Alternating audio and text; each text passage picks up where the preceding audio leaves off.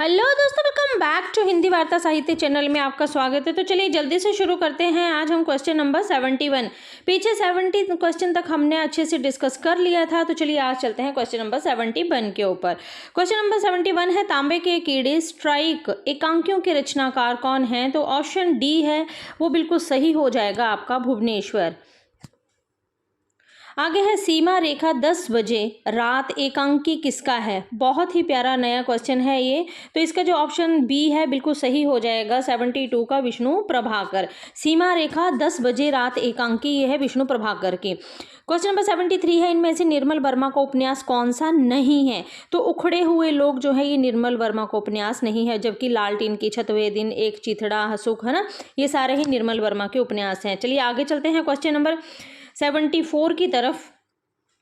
74 question है, प्रेमचंद युगीन उपन्यासों के विषय में कौन सा कथन सत्य है? देखिए, जब प्रेमचंद की बात आती है तो प्रेमचंद वैसे भी आपको पता है बहुत ही इंपॉर्टेंट है। तो चलिए देखते हैं। पहले तो आता है इनका विषय वैविध्य एवं शिल्पगत नवीनता, सामाजिक समस्याओं का चित्रण पर अधिक बल या उपयुक्त सभी। तो जो आपका क्वेश्चन नंबर 74 है इसका ऑप्शन डी बिल्कुल सही हो जाएगा। उपयुक्त सभी विशेषताएं जो हैं, मतलब ये जो है, ये पेन ले लूं एक मिनट, तो ऑप्शन डी जो है ये बिल्कुल सही हो जाएगा आपका, कि विषय वैविध्य एवं शिल्पगत नवीनता, सामाजिक समस्याओं का चित्रण पर अधिक बल, उपयुक्त सभी जो है प्रेमचंद युगीन उपन्यासों के विषय में ये कथन जो है वो सत्य है। क्वेश्चन नंबर 75 की तरफ चलते हैं। 75 है, प्रजातंत्र और लोकतंत्र के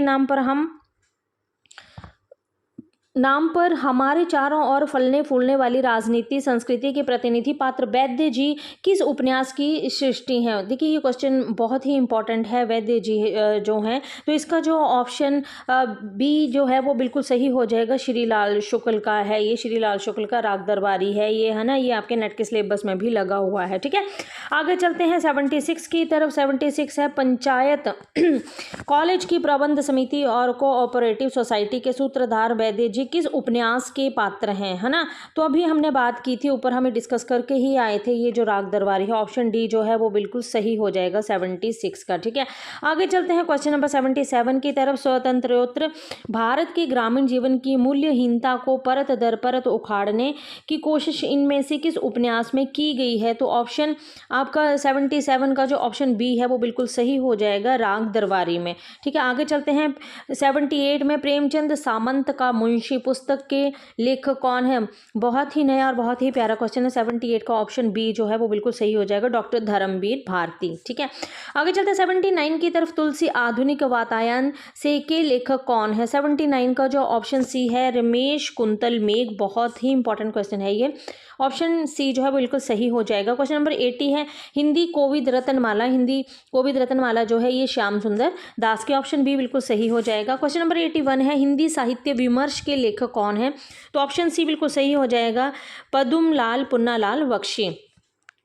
क्वेश्चन नंबर 82 की तरफ चलते हैं। कबीर बाज भी हैं, कपोत भी हैं, पपीहा भी हैं के रचनाकार। ये मोस्ट इंपॉर्टेंट है और बहुत ही एग्जाम में ये बहुत बार ये पंक्ति जो है वो पूछी जाती है। तो ऑप्शन ए जो है वो बिल्कुल सही हो जाएगा आपका, धर्मवीर भारती। आगे चलते हैं 83 में, शब्द अनुशासन के रचनाकार कौन है? हेमचंद्र आपके, बहुत ही इंपॉर्टेंट है ये भी आपके, है ना। आगे चलते हैं, देशी नाम माला के रचनाकार कौन है? तो ये इसका ऑप्शन ए जो है बिल्कुल सही हो जाएगा आपके, हेमचंद्र जो है ये देशी नाममाला के रचनाकार हैं। आगे चलते हैं क्वेश्चन नंबर 85 की तरफ। 10 रूपक के रचनाकार, तो धनंजय, ऑप्शन सी जो है वो बिल्कुल सही हो जाएगा, मोस्ट इंपॉर्टेंट है ये भी आपके। 86 है, चंद्रालोक के रचनाकार कौन है? ऑप्शन बी बिल्कुल सही हो जाएगा, जयदेव। 87 है, एकावली के रचनाकार कौन है? तो ऑप्शन बी बिल्कुल सही हो जाएगा आपका, विद्याधर। आगे है 88, तेरी बरछी के वर छीने हैं खलन के अलंकार, ऑप्शन आपका सी बिल्कुल सही हो जाएगा, यमक। तेरी बरछी के वर छीने हैं खलन के अलंकार, है ना। 89 की तरफ चलते हैं। 89 है, अपने पुरुषार्थ पराजित स्वत्व से मुझे पुकारते हो अलंकार। तो इसमें 89 में जो आपका अलंकार है वो है आपका अनुप्रास अलंकार। देखिए, है ना, अलंकार जिसमें एक ही शब्द की जो पुनरावृत्ति होती है वो बार बार होती है ना। आगे चलते हैं। चिर जीवहूँ जोरी जुरे क्यों ना स्नेह गंभीर, को घटी के वृष भानुजा वे हलदर के वीर। तो आपको पता है ये इसमें श्लेष अलंकार है और ये बहुत ही इंपॉर्टेंट पंक्ति है, बहुत ही इंपॉर्टेंट पंक्ति है ना। आगे चलते हैं 91 की तरफ। बस जिंदगी क्या जिंदगी जो सिर्फ पानी ही वही अलंकार है। इसमें जो अलंकार है आपका वो है उपमा अलंकार। ऑप्शन बी बिल्कुल सही हो जाएगा आपका, ऑप्शन बी। संतो आई ज्ञान की आंधी भ्रम की टाटी और सब उड़ीनी माया रहे ना बंधी अलंकार। तो इसमें जो है रूपक अलंकार है और ये जो है ये कबीर की पंक्ति है, ठीक है। आगे चलते हैं 93 की तरफ। 93 है। रहीमन मोही न सुहाए अमी पीपावत मान विनु, जो विष देत बुलाए प्रेम सहित मरिवो भलो में। छंद कौन सा है? तो इसमें जो है ऑप्शन बी बिल्कुल सही हो जाएगा, सोरठा छंद है। आगे चलते हैं 94 की तरफ। तो डिमांड ड्राफ्ट का हिंदी में अर्थ क्या है? देखिए डिमांड ड्राफ्ट जो होता है ये है मांग धनादेश, है ना।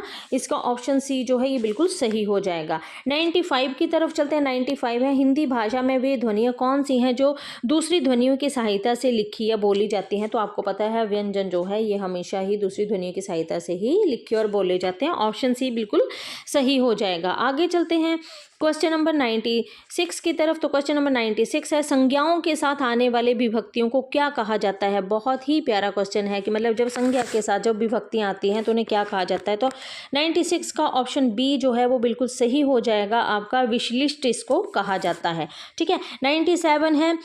ये तो आपने बहुत बार देखा होगा पेपर में। रिक्शा शब्द किस भाषा का है? तो रिक्शा जो है ये जापानी भाषा का शब्द है। ऑप्शन डी बिल्कुल सही हो जाएगा। 98 है। हिंदी का प्रथम व्याकरण लिखने वाले विद्वान कौन है? तो आपको पता है जोशुआ केटलर है। ये तो मतलब हर एग्जाम में ही पूछा जाता है जोशुआ केटलर का, है ना। तो ऑप्शन ए बिल्कुल सही हो जाएगा। 99 की तरफ चलते हैं। किस विद्वान ने देवनागरी लिपि के स्थान पर रोमन लिपि स्वीकार करने का सुझाव दिया था? तो जो सुझाव दिया था आपका वो दिया था, ऑप्शन सी बिल्कुल सही हो जाएगा, सुनीति कुमार चटर्जी ने, है ना। क्वेश्चन नंबर 100 है। उकार बहुला बोली मानी जाती है? तो ऑप्शन 100 का जो ऑप्शन हो जाएगा वो ऑप्शन डी बिल्कुल सही हो जाएगा, छत्तीसगढ़ी, है ना। ऑप्शन डी बिल्कुल सही हो जाएगा आपका, छत्तीसगढ़ी। तो आज हम 100 क्वेश्चन तक ही डिस्कस करेंगे। आगे वाले क्वेश्चन हम अगले वीडियो में डिस्कस करेंगे। धन्यवाद।